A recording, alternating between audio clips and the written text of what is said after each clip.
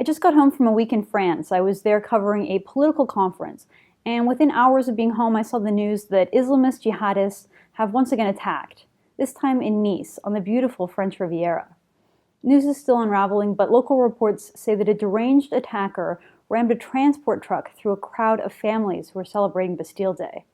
The truck reportedly slammed through 2 kilometers of pedestrians before the driver was finally shot by police, but not before murdering at least 75 people and injuring hundreds more.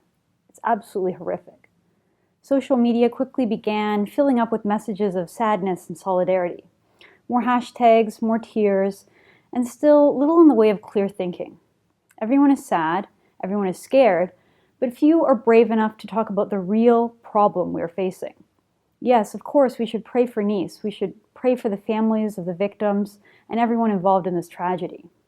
But we should also start standing up for our Western civilization, because we are under attack. While the blood was still spilling in the streets of Nice, the Islamist apologists couldn't resist but blaming the victims. Some quipped that France and its foreign policy were really to blame for the murder of civilians at the hands of these Islamist jihadists.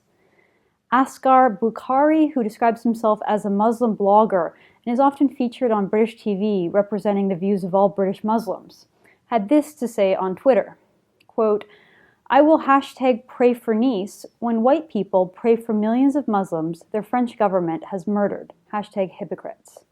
What a disgusting comment. He not only tacitly defends and justifies the murder of innocent civilians, he also further cements the idea that the West is at war against all Muslims. It's reckless, it's counterproductive, and it'll only contribute to more violence, more murder, and more war in the West. France's foreign policy, which, yes, at times has been misguided, is not to blame. France didn't cause the existential crisis that is plaguing and tearing apart the Muslim faith. It didn't create the ideology of radical Islam.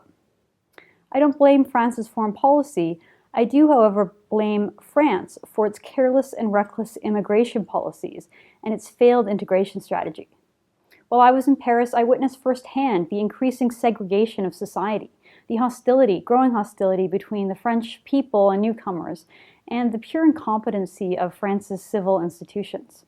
During the conference I was covering, a journalist in our delegation had his bag stolen, including his laptop, his wallet, and his passport. French police were docile and totally ineffective.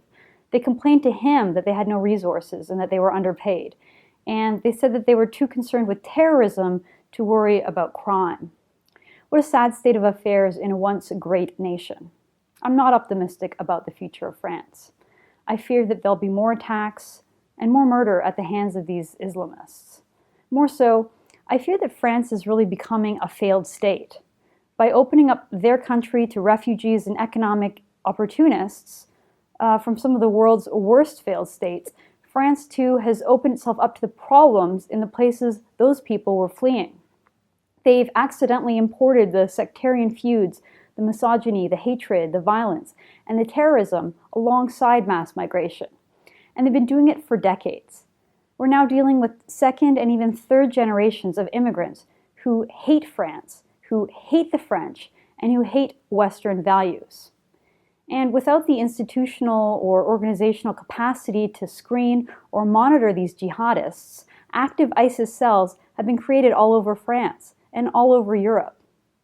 Until we address the problem that we're facing, that an Islamist ideology is pushing for a war against the West, these radicals will continue to multiply in numbers.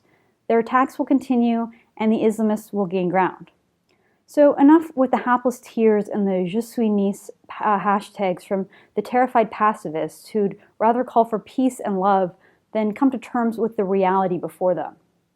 While we mourn the victims of this tragedy and condemn this horrific attack, we also need to come forward with a strategy for dealing with this murderous insurgency. Thanks for watching. Click here to never miss a Rebel update. Want even more of the Rebel? Well, click here to become a premium member.